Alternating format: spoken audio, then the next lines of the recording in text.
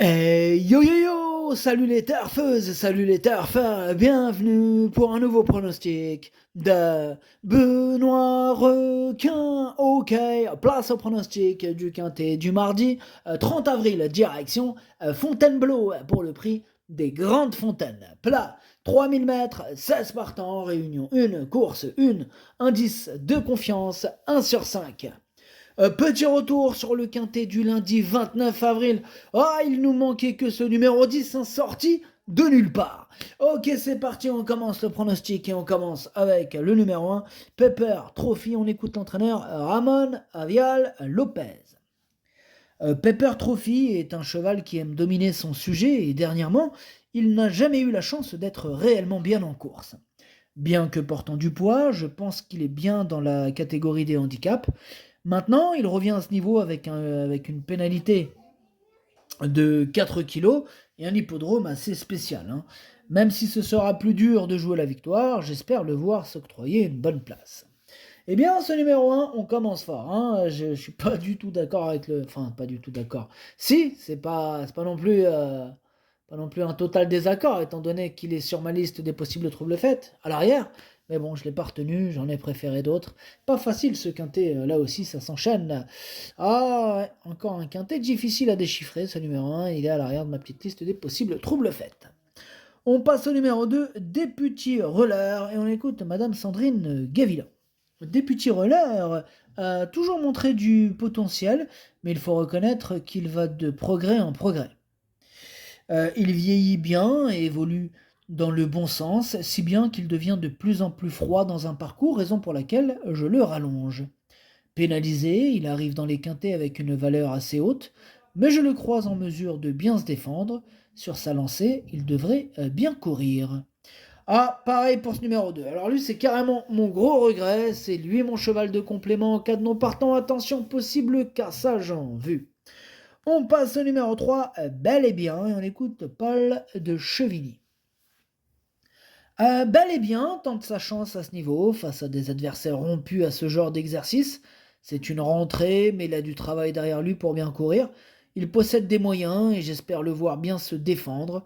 Son résultat me guidera pour la suite de son programme. Ce numéro 3 fait partie de mes préférés. Lui, par contre, j'y crois et je l'ai mis donc troisième. On enchaîne avec le numéro 4, Wood City. On n'aura pas les commentaires de l'entraîneur. En même temps, c'est Fabrice Chappé, hein. Lui, c'est la pêche, c'est toujours la pêche. Mais il n'est pas parti tout seul, hein. Il est parti avec son pote Jean-Philippe Dubois. Amusez-vous bien tous les deux. Alors, ce numéro 4, j'y crois dur comme fer. Je l'ai carrément mis deuxième. On passe au numéro 5, Super Alex, hein, et on en parlait de son pote Jean-Philippe Dubois. C'est encore lui l'entraîneur et encore lui à la pêche avec son pote. Amusez-vous bien. Alors, ce numéro 5, lui aussi me plaît bien. Je ne l'ai pas mis loin de son pote et je l'ai mis quatrième. On passe au numéro 6, Capani. On écoute Mathieu Pitard. Capani est un chic cheval, hein, qui fait pratiquement toutes ses courses. Bon, vainqueur d'un handicap cet hiver, sa marge de manœuvre est réduite. Sur le gazon, il ne faut pas que celui-ci soit trop souple. Dernièrement, c'était pas mal, hein, même si les déroulements de course n'ont pas été idéaux. Il va suivre la filière des quintés sur longue distance et en bon terrain. Il faudra compter avec lui, hein. Voilà. Donc, je vous répète la dernière phrase parce qu'elle n'était pas très claire. Enfin, c'est un peu de ma faute, mais c'est pas grave, je la répète. Donc, il disait, il va suivre la filière des quintés sur longue distance et en bon terrain, il faudra compter avec lui. Bon, j'espère que c'est un peu plus clair pour vous, en tout cas ça l'est pour moi. Ce numéro 6, je ne l'ai pas retenu. On passe au numéro 7, Degbout, et on écoute Franck Foresi. Degbout n'affectionne pas les terrains profonds, il devrait trouver un sol plus dans ses cordes mardi. J'espère le voir remontrer le bout de son nez, d'autant que sa valeur a été revue à la baisse. On va aussi un peu le monter différemment, en changeant un peu de tactique, en le mettant moins dans la bagarre. Il peut être que... Pardon, non, c'est pas ça que c'est écrit. Peut-être que tout cela pourra lui permettre d'accrocher une place. C'est déjà mieux là. Bref, ce numéro 7, pareil que pour le numéro 6, je ne l'ai pas retenu. Et on continue avec ceux que j'ai pas retenus. C'est le numéro 8, Shelby, et on écoute Miguel Alonso Roldan. Shelby a trouvé la distance vraiment trop courte pour lui lors de sa dernière sortie. Il faut le reprendre. Je le crois capable de bien faire dans les quintés en 37 et des valeurs. 3000 mètres est une bonne distance et une piste souple est aussi un atout. On effectue le déplacement avec l'ambition de terminer à l'arrivée. Ok, Miguel Alonso, Roldan. Ce numéro 8, pareil que pour le 6 que pour le 7, je l'ai pas retenu. On passe au numéro 9, Cher Guy, et on écoute on écoute encore Miguel Alonso Roldan. Cher Guy s'est remarquablement comporté dernièrement dans une course à conditions de bonne facture, affichant un bel état de forme. Actuellement, je ne l'ai jamais eu aussi bien et j'effectue ce long voyage avec de grandes ambitions. Compétitif à cette valeur, il devrait pouvoir faire une belle performance, il devrait très bien courir. Bon, ben s'il devrait très bien courir, tant mieux, parce que je l'ai gardé ce numéro 9, hein, voilà, celui-là me plaît bien, mais en toute fin de combinaison. On passe au numéro 10, Winterland, et on écoute mademoiselle Flavie Bresson. Winterland ne s'est pas adaptée au terrain pénible lors de sa dernière course. Elle est vraiment dans un bel état de forme et Sébastien Maillot la connaît par cœur. C'est une jument que j'apprécie beaucoup et je lui maintiens toute ma confiance. Ok pour mademoiselle Flavie Bresson, merci. Ce numéro 10, lui par contre, je l'ai pas retenu, c'est un regret, c'est mon deuxième cheval de complément en cas de non partant, attention. On passe au numéro 11, Très Rock Woman, et on écoute Sacha Smerzek. Très Rock Woman est désormais assez forte et mature pour ce genre de course. Un terrain souple sera sa convenance, et elle est très bien à l'entraînement. Elle a du travail derrière elle pour cette rentrée, et je suis confiant pour la voir bien se comporter. Bon, ce numéro 11, par contre, lui, je ne l'ai pas retenu, mais il est en plein milieu de ma petite liste des possibles troubles faits. On passe au numéro 12, Tourania, et on écoute Nicolas Collery. Tourania, elle est en top forme. Voilà, il fait preuve d'une belle régularité depuis un bout de temps. Il aura contre lui le terrain qui va avoir séché, mais cela ne me gêne pas plus que cela, car il est vraiment très très bien.